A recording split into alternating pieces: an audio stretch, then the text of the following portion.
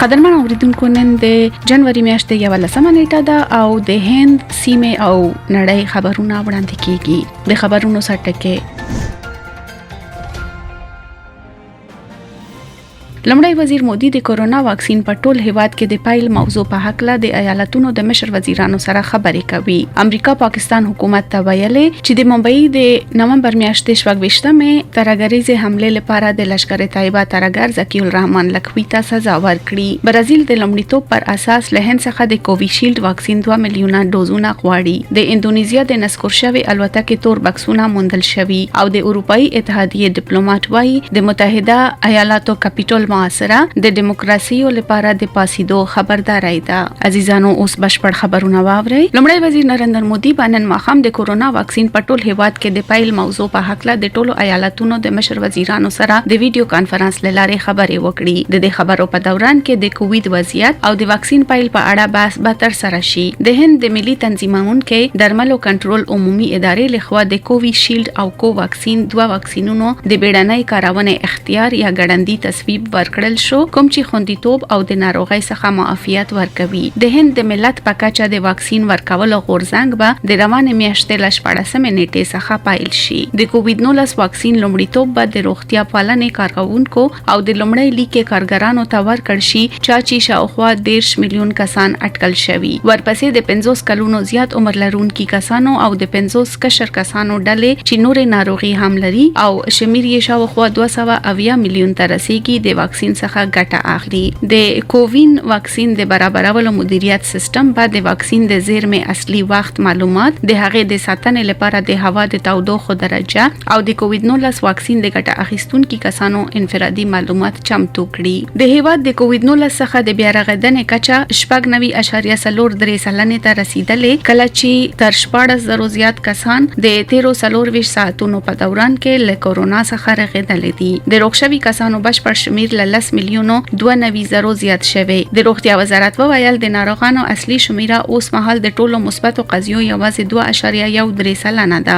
دا مهال په هیواد کې د فعالو قضیو مجموعي شمیر شاوخوا 222,000 کسان دي. د 13 ساعتونو په ترڅ کې 14,311 نوې قضیې رامنځته شوې چې د دې سره په هیواد کې د مثبتو قضیو شمیر 10,415,000 ته رسیدلې. یاد وزارت وویل اوس مهال د هند د تلفاتو کچه 1.4% دی چې په نړیواله کچه د تر ټولو ټیټ شمیرو څخه یو دی. د 13 ساعتونو په دوران کې 101 مړینې راپور شوې چې د سره د تلفاتو شمیره 115,118 کسانو ته ورسید. امریکا د لشکر طیبه ترګر ذکی الرحمن لکوي د محکومولو لپاره د پاکستان د هڅو په حق له موافقه نه لري او د عمران خان له حکومت څخه یې وغوښتل چې لکوي د هغه جرمونو لپاره محاسبه کړي. لکوي په حق له د امریکا خبرګون یو ورځ وروسته له هغه راپورته شو کله چې هند د ممبئی د ترګریزو بریدونو د سیسه جوړونکو پر ضد د پاکستان اقدام ناکافي وباله او ویل چې د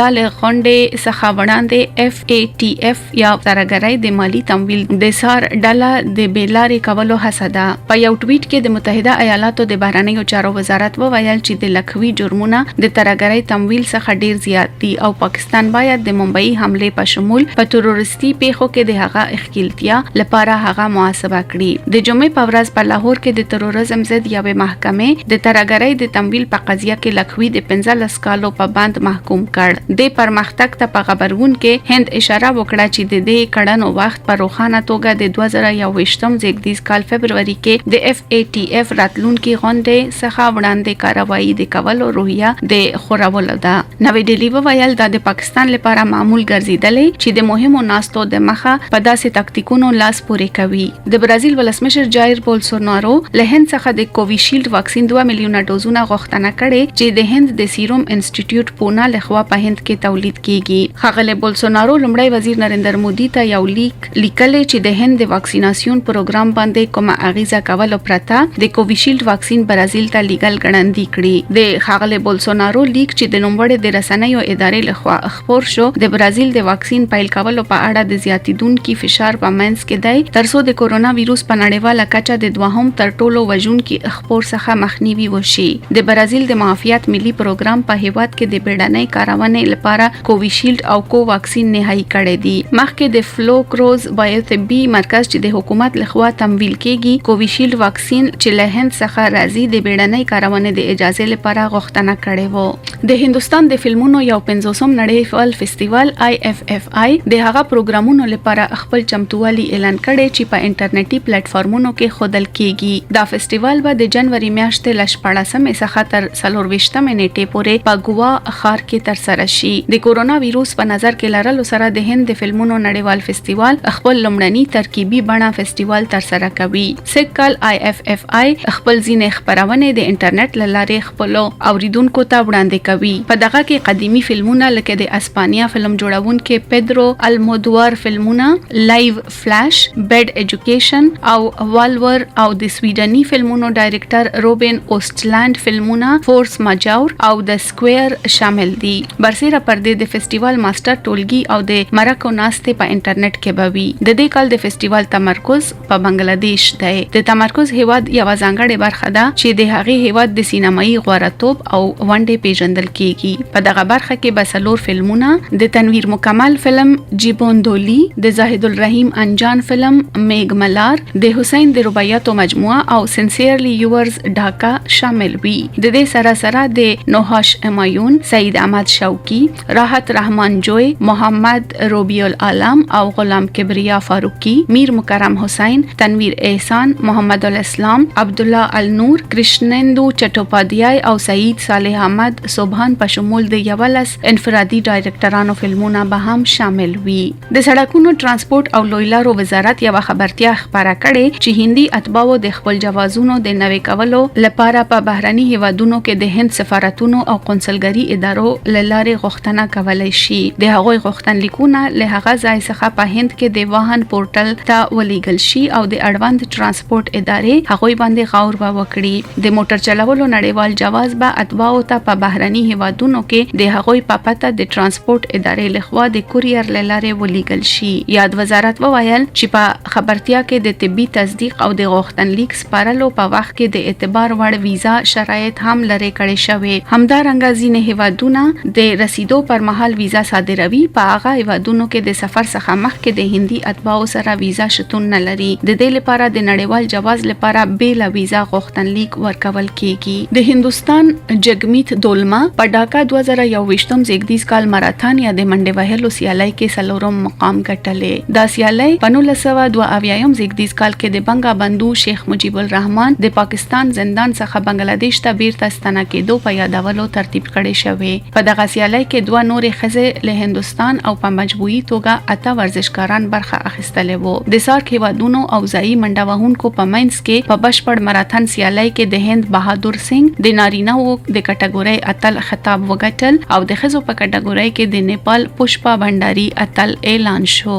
د اندونیزیا چارواکي د یکشنبه په ورځ د سری ویجاها هوایی جیټ الوتکې تور بکسونه وموندل کوم چې د یکشنبه په ورځ له پلازمینې جاکارتا څخه د الوتنې ژر وروسته په بهر کې نسکور شوی. د سمندري ځواکونو لامبوزان ډلې د الوتکې د نن څخه سیګنال ترلاسه کولو وروسته د SGY 182 الوتنې ویجاړ شوی تنه موندلې ده. د اندونیزیا د ملي ځواکونو قومندان مارشال هادي جا جانتو وویل د دې الوتکې د 2 تور بکسونو موقعیت پیژندل شوی. د 1500 بوئنګ الوتکه چې په لویدیز کالی منتن کې پونتیاناک په لور والوت د الوتنې 100 دقیقې وروسته له رادار څخه ورک شو. د انسانانو جسدونه او د الوتکې ویجاړ شوی پرزې د نسکریدو سیمې څخه بهر راوړل شوی. په دغه پرواز کې 2 کسان د الوتکې دننه ول. د دې پیښې قربانیانو د پیژندنې لپاره په جاکارتا کې د کرامت جاتی پولیسو روغتون کې د قومندانۍ یو پوسټه جوړ شوی. لومړی وزیر نریندر مودي د هغه کسانو کورنیو ته چې په دغه بدبخته پیښه کې خپل ځانونه له لاسه ورکړل خواشیني څرګنده کړه. ښاغلی مودي په یو ټویټ کې وویل هندستان د دې غم په ګړۍ کې د اندونیزیا سره ولاړ دی. اسپانیا د وخت پر وړاندې منډې وهي ترڅو د درنه واورې سره ډک سړکونه پاک کړي او د فیلومینا طوفان ځپلې سیمو ته د کووید واکسینونه او د خوړو شیان ولېږي. په مادرید کې 20 انچ واوره وریدلې چې دا د جمعه شپې او یک شنبه په منځ کې تر ټولو خرابه سیمه ده. ده. د مرکزی اسپانیا په اوګدو کې تر 600 زیات سړکونه د نامباورې واورې څخه اغیزمن شوي او په سلګونو مسافرو په مادرید براجاس هوایي ډګر کې پاتې شوي. لږ تر لږه 4 کسان مړ شوي او په زرګونو مسافرو باندې پاتې دي. د اسپانیا حکومت وویل هغه اضافي اقدامات پورته کړي چې پکې د پولیسو لخوا بترکه شوي کاروانونه دي ترڅو ډاډ ترلاسه شي چې دوشنبه ورځ لپاره پلان شوي شاوخوا 300,000 د کورونا واکسینونه سیمایي روغتيایي چارواکو ته توزیع کړي شي. وړاندوینه کوونکي د راتلونکو ورځو لپاره د خطرناکو شرایطو خبرداري ورکړي چې اټکل کېږي په راتلونکو اونۍ کې د هوا د تودوخې درجه تر -10 درجه سانتیګراد یا 14 درجه فارنهایت پورې ټیټ شي او احتمال لري چې واوره په یخو بدل شي او ونه یې خراب کړي او وغورځوي. د اروپאי اتحادیې لوړپوړی ډیپلوماټ د یک شنبه په ورځ وویل چې د امریکا متحده ایالاتو په کاپیټل اداره باندې د تیرې اونۍ برید په ټولنیزو رسنیو کې د دیموکراتیکو ارزښتونو د انحلال غیر مستقیم کولو او بیلارې کېدو ته اجازه ورکولو خطرونه روښانه کړل. د اروپאי اتحادیې د بهرنیو چارو پالیسۍ رئیس جوزف بورل په یو بلاګ پوسټ کې وویل هغه چې موږ د چهارشنبه په ورځ ولیدل یوازې په نړۍ کې په وروستیو کلونو کې د ډېرې اندېښنې وړ پرمختګونو رامنځته کوونکي وو. دا باید د ټول دیموکراسۍ مدافعینو لپاره د پاسون غږ وي. بورل چې د اروپאי اتحادیې د 28 غړي هیوادونو په استازیتوب خبرې کولې وویل هر څوک باید په دې پوه شي چې کومګ له خندونو وروسته خندونه ومنو حتی که دوی کوچنی ښکاري دیموکراسي او د هغې ارزښتونه او بنسټونه کولای شي په نهایت کې او نه بدلیدونکي تباه شي. د خبرونو پای.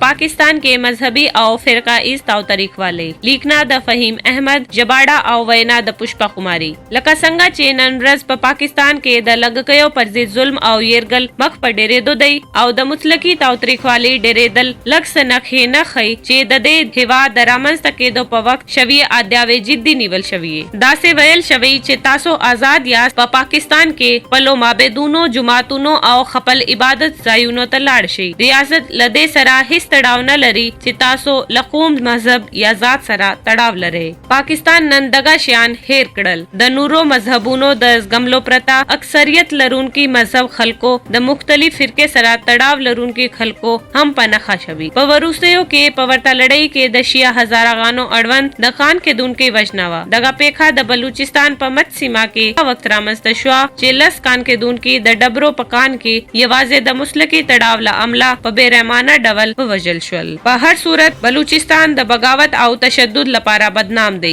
پاکستان په لوناوړه هدافو ترلاسه کولو لپاره افراطیان او ترهګر رامنځته کړي او پر نورو هیوادونو باندې برید لپاره یې د یوې وسیلې په توګه کاروي. اوس دا افراطیان د دوی ځان لپاره سرخ هوګي دی. د دې مسلې په توجه کولو سره پاکستان اوس غواړي د هغو خلکو غږونه غلي کړي چې د خپل حقونو غوښتنه کوي. د هزاره ټولنې خلک د پاکستان د تشکیل نه د مخه په کویټا او نورو سیمو کې مشته شوي او د دوی نفوس شاوخوا 9 میلیون دی. افراطیان وخت په وخت پر دغو خلکو باندې تروریستي بریدونه کوي. دوی نشي کولای په آزاده توګه د خپل اړتیاو لپاره بل چیرې لاړ شي او نه هم د هیواد د نورو اتباعو په څیر د خپل میشت لپاره کار وکړي. حکومت تل ډاډ ورکوي چې د دوی محافظت کوي خو دا ډول پیښیږي. په پاکستان کې مذهبي او فرقایز نفرت هغه وخت پیل شو کله چې نظامی دیکتاتور جنرال ضیاء الحق په هیواد کې د نوي اسلامي او شرعي قانون پلي کېدو اعلان وکړ. په پایله کې مذهبي ډلې راپورته شوې چې د مذهبي او شریعت محافظت ته یې لومړیتوب ورکړ چې قانون یې په پورته تاکیچا کې خود او د سزا او بخښنې مسؤلیت یې په خپل غاړه واخیست. جنرال ضیاء الحق نه یوازې د لویو مدرسو او